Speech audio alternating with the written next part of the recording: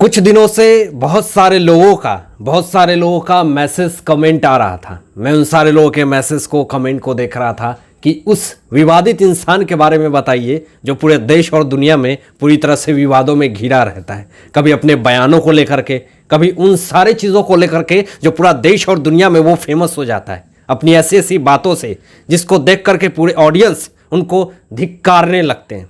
जी हाँ, बात करेंगे आज महेश भट्ट के बारे में, जो कि पूरी तरह से कमेंट में जितने लोगों ने मुझसे ये खबरें और ये बातें जानने की कोशिश करी है, आज बताएंगे आपको कि किन किन कारणों से महेश भट्ट पूरे देश और दुनिया में फेमस हैं। ऐसे कौन कौन रीजंस है जो आज सारी चीज़ों का खुलासा करेंगे इस वीडियो में।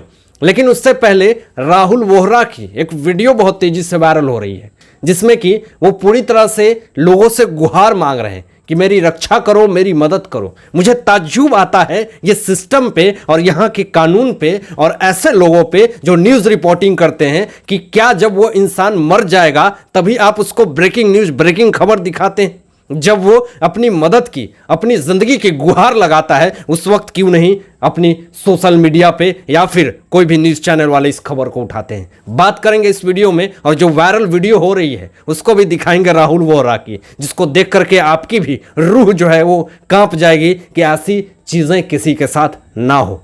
तो अंत तक बने रहिएगा इस वीडियो में।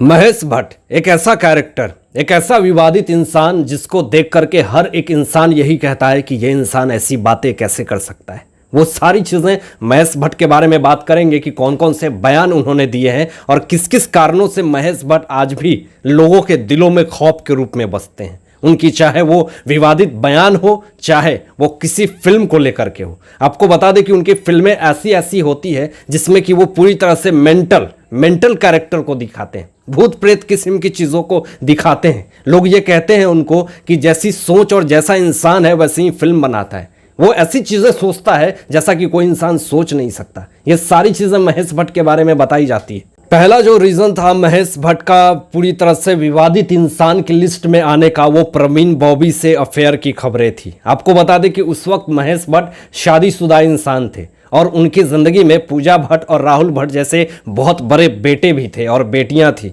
लेकिन उस स्थिति में शादीशुदा होने के बाद भी वो प्रवीण बॉबी के साथ लिव इन में रहने लगते हैं। पूरी तरह से फिल्म इंडस्ट्री में खबरें आने लगती है कि ये इंसान किस सोच का है, किस कैटेगरी का है कि शादीशुदा होने के बाद भी ये पराई स्त्री के साथ जाकर के रिलेशनशिप में रह रहा है। जब उसे ये पता चलता है कि प्रवीण बॉबी की स्थिति बहुत ही खराब होने वाली है, उसकी स्थिति, उसकी मनोदशा पूरी तरह से बर्बाद हो चुकी है, तो वो उस स्थिति में वो प्रवीण बॉबी को छोड़ करके वो फिर अपनी जिंदगी में, पुरानी जिंदगी में चले आते हैं। लोगों का आरोप है, ये कहना भी है कि प्रवीण बॉबी की स्थिति इतनी खराब होने के बाद भी वो उसे इस स्थिति में छोड़ देते हैं। और कहीं ना कहीं प्रवीण बॉबी की अगर हालत खराब हुई है तो सिर्फ और सिर्फ महेश भट्ट की यही कारण है कि वो पूरी तरह से मेंटल हो जाती है और उसकी लाश जो है वो 2 से 3 दिन तक सड़ती रहती है। दूसरा रीजन था महेश भट्ट का विवादों में आने का कारण था कि वो अपनी बेटी को किस करते हुए फोटो मैगजीन में, एक स्टारडस्ट मैगजीन नाम की एक बहुत बड़ी कंपनी है, उस मैगजीन के लिए वो फोटो शूट करते हैं अपनी बेटी के साथ लिप को किस करते हुए। पूरी तरह से सोशल मीडिया पे भी विवाद आने लगता है कि कैसा है ये महेश भट्ट जो अपनी बेटी को किस करते हुए एक मैगजीन में फोटो को दे रहा है। तो पूरी तरह से इस पर से भी पूरी तरह से विवाद हुई थी पूरे देश और दुनिया में, और उनको काफी ज्यादा आलोचना सहनी पड़ी थी। दोस्तों, जो तीसरा जो सबसे बड़ा रीजन था वो ये था कि वो अपने बोल्ड बयानों के कारण महेश भट्ट पूरे देश और दुनिया में, पूरे फैंस लोगों के बीच में काफी ज्यादा पॉपुलर थे। उन्होंने एक बयान दिया था कि अगर पूजा भट्ट मेरी बेटी नहीं होती तो मैं उसके साथ शादी कर लेता। इस पर से पूरे बयान जो ऐसे आए उससे बहुत ज्यादा ट्रोल हुए थे महेश भट्ट। तो लोगों ने यह भी कहना शुरू कर दिया था कि पूरी तरह से ऐसा लगता है कि पूजा भट्ट की बेटी ही है आलिया भट्ट। लेकिन आपको बता दें कि आलिया भट्ट सोनी राजदान की बेटी है, जो कि दूसरी शादी महेश भट्ट करते हैं तो सोनी राजदान के बेटी होती हैं आलिया भट्ट।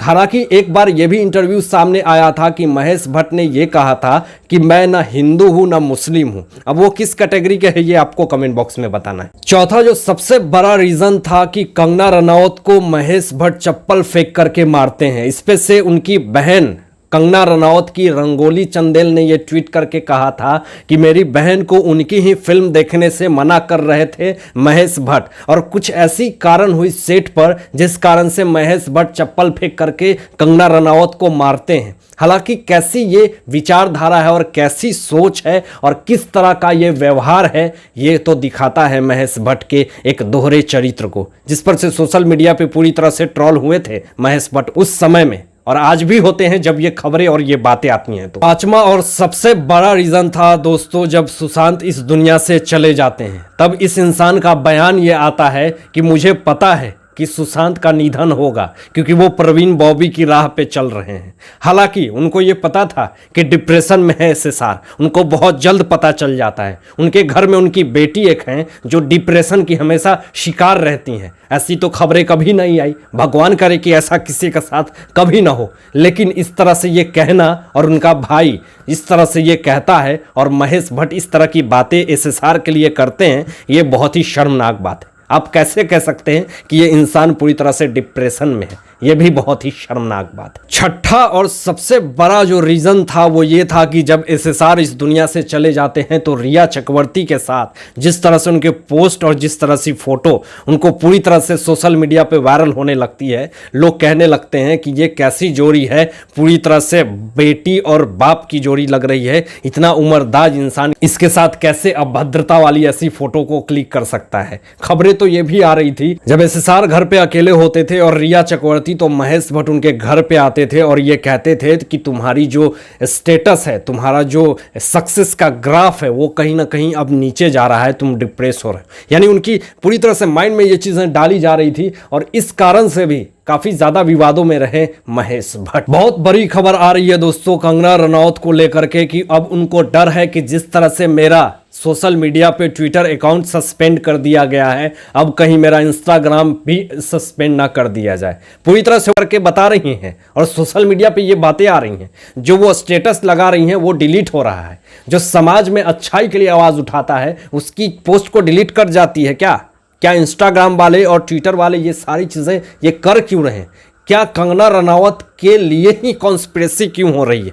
क्या कंगना रनौत राष्ट्रवादी आवाज उठाती हैं इसलिए कुछ लोग उनके पीछे पड़ गए हैं? कुछ लोगों का प्रोपोगेंडा है, किसी तरह से कंगना रनौत की आवाज को दबाने का ये साजिश है। पूरी तरह से सोशल मीडिया पे खबरें जो आ रही हैं वो दिल को दहलाने वाली है कि सोशल मीडिया पे किस तरह से उनके पोस्ट को डिलीट कर दी जा रही है। बताइए ये कितनी एक शर्मनाक बात है और कैसे लोग भरोसा करें कि इस ट्रस्ट करें कि इंस्टाग्राम पेज सही है, इंस्टाग्राम अकाउंट सही है या फिर ट्विटर अकाउंट सही है। आए दिन कुछ लोगों के और भी ट्विटर अकाउंट सस्पेंड हो जा रहे हैं। बहुत ही निराशास्पद वाक्य है ये दोस्तों। जब इंसान इस दुनिया से चला जाता है तभी वो क्यों ब्रेकिंग न्यूज बन जाती है? जब जिंदा रहते हुए जब वो दूसरों से मदद की गुहार लगाता है तब क्यों कोई सामने नहीं आता? बहुत ही शर्मनाक बात है। आपको बता दे दोस्तों कि जिस तरह से सोशल मीडिया पे वायरल हो रही है राहुल वोहरा की वीडियो, देख करके दिल दहल जाएगा आपको, जो मैं दिखाऊंगा आपको इस वीडियो में।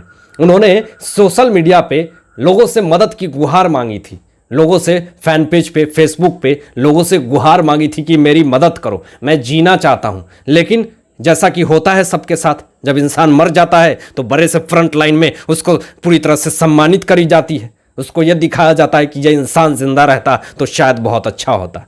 यही नहीं, इंसान जब जिंदा रहता है, जब उसके सामने रहता है तो उसकी कद्र नहीं होती है। जब वो चला जाता है तो बड़े से फ्रंट लाइन में बुरी तरह से दिखाई जाती है कि ये था वो था, उसके बारे में फिर चीज़ें आती हैं, अच्छी अच्छी चीज़ें आती हैं, निगेटिव चीज़ों को ख़त्म कर दी जाती है।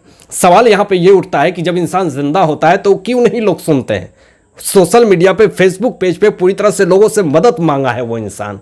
उसकी बीवी ने कितने सारे एलिगेशन लगाए कि मेरा हस्बैंड जिंदा रहना चाहता था, जीना चाहता था, लेकिन कुछ चीज़ों के कारण, कुछ लापरवाही के कारण आज वो इस दुनिया में नहीं है। और पोस्ट में उन्होंने ये भी लिखा है कि मैं जल्द आऊँगा, बहुत अच्छा इंसान बन करके दिखाऊंगा। जब आप उनकी वीडियो देखोगे तो शायद थोड़ा सा इमोशनल आप भी हो जाओगे। आइए इस वीडियो को देखिए। इसकी बहुत कीमत है आज के टाइम पे, बिना इसके मरीज ना छटपटा जाता है। इस वीडियो को देखने के बाद ज़रूर आप लोगों को थोड़ा सा ये ज़रूर लगा होगा दोस्तों कि एक इंसान अपनी ज़िंदगी में जीना चाहता है, वो अपनी ज़िंदगी की भीख मांग रहा है। हालांकि इस वीडियो को देखने के बाद मैं काफ़ी निराश हुआ। आप लोग की क्या सोच है ज़रूर कमेंट करके बताइएगा मुझे। और इन सारे न्यूज़ पे और महेश भट्ट की ऐसे विवादों वाली बयान पे आप लोगों की क्या सोच है, आप लोग क्या सोचते हैं इस विषय में, अपनी विचार ज़रूर व्यक्त करें। तो आज के लिए बस इतना ही।